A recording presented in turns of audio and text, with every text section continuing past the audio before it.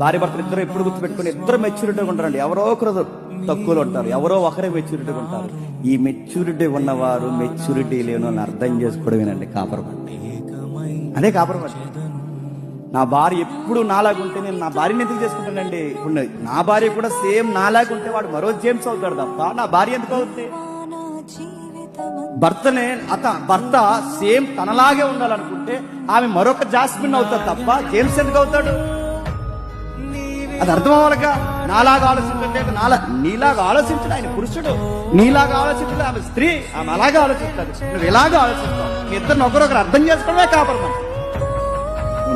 నాలాగుండంటే నాలాగే ఉంటే తన్నెందుకు నేను చేసుకోవడం, తనలాగే నేనుంటే నన్నెందుకు తను చేసుకోవడం?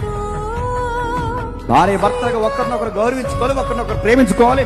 ఇలాంటి విషయాలు ఎప్పుడైతే పునాది వేస్తామో అప్పుడు మన కాపురం విలువ మనకు